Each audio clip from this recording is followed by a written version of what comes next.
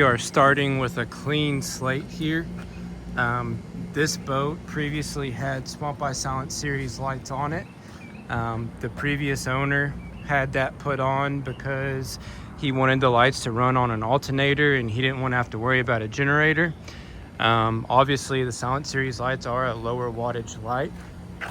The new owner of the boat does not care about wattage. He wants to maximize wattage, maximize brightness, maximize coverage. And so he just purchased this boat and he wants to put Swamp Eye HDs on it. And so we have taken all the Silent Series off of this boat and they are right here in this box. And we're going to be putting Swamp Eye HDs on, and he's going to be running the Swamp Eye HDs on a generator setup. He is not going to be using his alternator or batteries or anything like that. Just kind of goes to show that everybody has their own preferences. Some people love running on alternator, on battery, or on silent, and then other people love just having a generator to rely on, and they don't have to be constrained by wattage, and they can just maximize their overall brightness, which is why we have the Swamp Eye HDs and then we have the Swamp Eye Silent Series. Here's the clean slate that we're starting with, and let's go ahead and get to work and get the Swamp Eye HDs put on. Step on the install is getting these driving lights mounted up. These are the Durnav driving lights. Beautiful thing about these, super easy to install. They come with a rubber spacer which helps for vibration.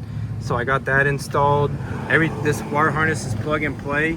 Now you can get them with the 16-foot wire harness extension.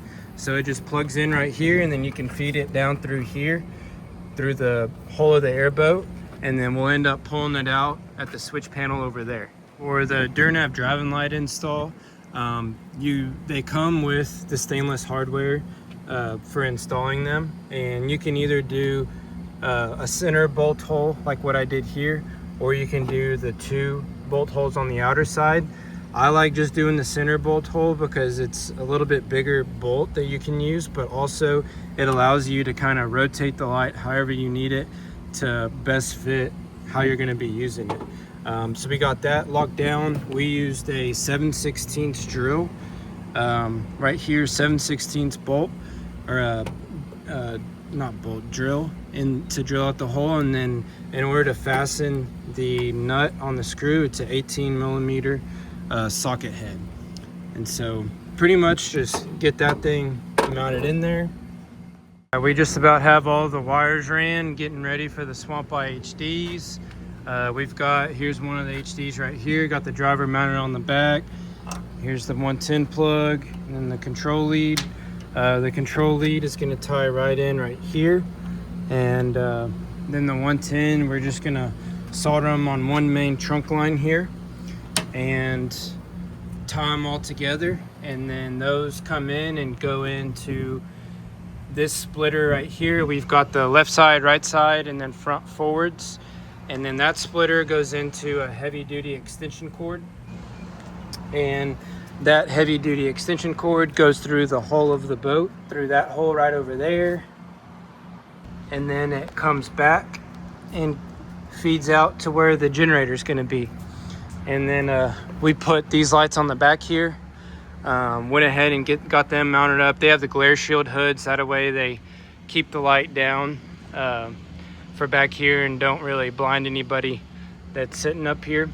But these lights are just tying in to the Bluetooth controller, and then this 110 plug got a little short extension cord here to plug that into, and then it'll come into a Y, and I'll connect both lights, one on each side, to this Y, and then that'll have one plug that goes into the generator.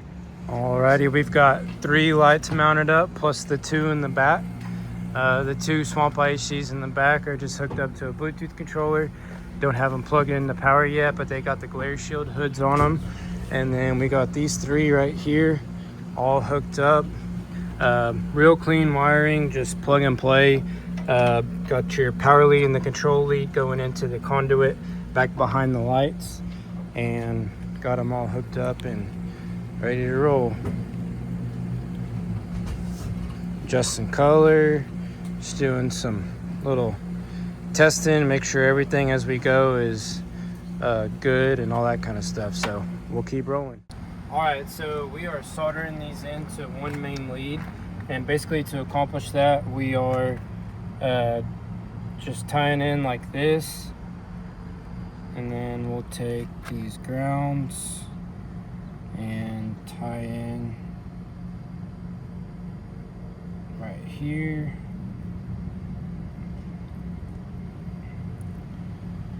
So this looks bad at first, but let's see. So we get the solder and come in right here, and really just want to make sure that you get a good bead that kind of goes into the wire, like in the casing there. I'm a really big advocate on soldering all connections, just because these boats are used in freshwater, saltwater, all types of things, and a soldered connection will beat a crimp connection every day of the week and twice on Sundays. So we get really close to the base there, and then basically just clip and leave a little bit there. You don't want to go too close because you want it to have a little bit of substance from that solder, but you don't want it to be too bulky. So I'll do that. And then, so I wanted to kind of talk about on soldering the connections, how to properly do it. The way I did it on the boat, I realized there are other ways to do it. So I just wanted to talk about the two ways we typically do it. So we do it like this whenever we're on the boat and kind of on the fly, because you can just twist the connectors together and it's easy to solder them together that way. But if you have something that can hold each side like this, then you can actually hold each side and then solder directly in line, and this kind of reduces your profile. Now, that being said, whenever we do this route, what we'll do is get the electrical tape and basically insulate each of these connectors like so.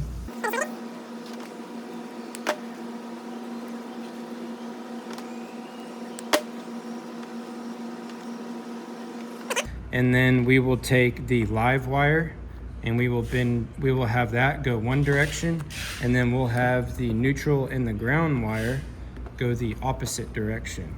And then we basically just want to hold this in place for the adhesive heat shrink to ultimately seal it. But the reason for doing that is because if something were to happen to this, you don't want the live wire to touch the neutral or the ground wire. So this is just kind of my own little safety measure, I guess you could say, just from being involved with wiring and stuff for a long time. Obviously, this is a little bulkier.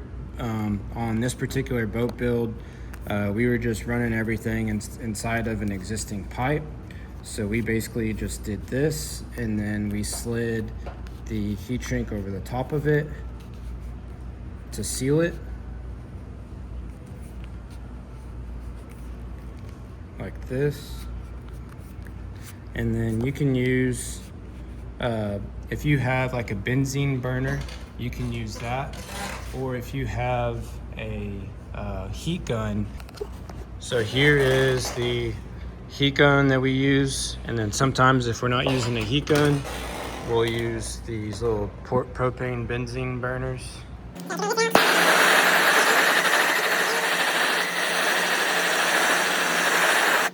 And you see how the heat shrink basically has its adhesive line, so it totally waterproofs it.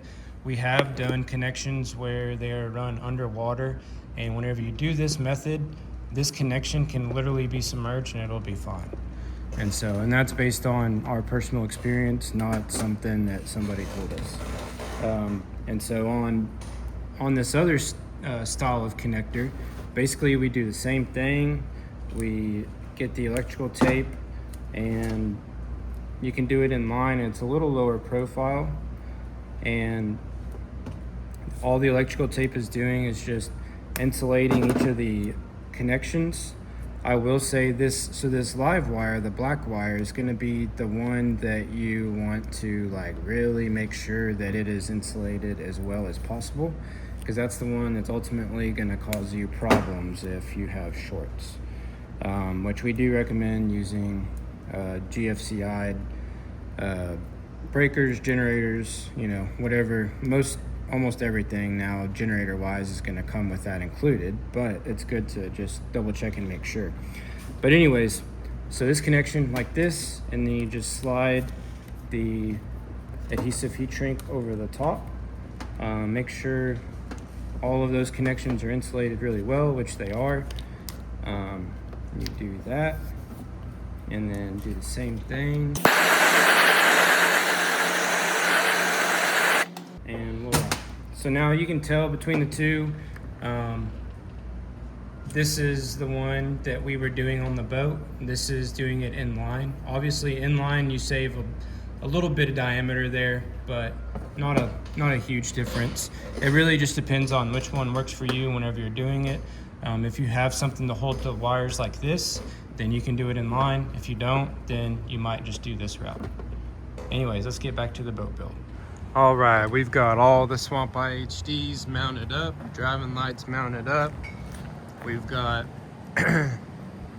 3 on the front, 3 on the left side, 3 on the right side, and then 1 on the corner, so 11 total in the front. And then in the back, we've got 1 HD on each side with a glare shield hood. Something I wanted to kind of show you guys is whenever you're installing these, it's a good housekeeping little tip to put some adhesive heat shrink over the top of the plugs. We haven't shrunk down that adhesive heat shrink yet, but basically once you shrink it down, it looks like this. It just gives it one extra barrier against water intrusion and things like that. Being on the front of the boat, if you're gonna be in salt water especially, you wanna have that extra barrier just to help things last long term. There are gaskets and everything else on those plugs that help with waterproofing, but the more you can help those plugs to prevent water intrusion, you know, also adding dielectric grease also really helps. You know, it just helps things last for the long haul. So this is it, and we're gonna get ready to fire her up. Alrighty, so we got everything rigged up, got the HDs put together. We've got them, I've got them all on the app, so I have them labeled front forward, front left, front right, and then we've got the back 2 lights. So we are controlling all of them independently. The great thing about the app is you can do independent controls, but then you can also hit all of them at once. So control all banks together at once. And then you can adjust the color from warm white to cool white. You can go in between, and all the lights are basically adjusting together. So this boat's ready to go. It's been fun, and now customers on their way, and we'll get it headed on to hit the water, and they're going to be doing some bowfishing tournaments here pretty soon. Well, thank y'all for following along, and here's the Swamp Eye HDs on an airboat.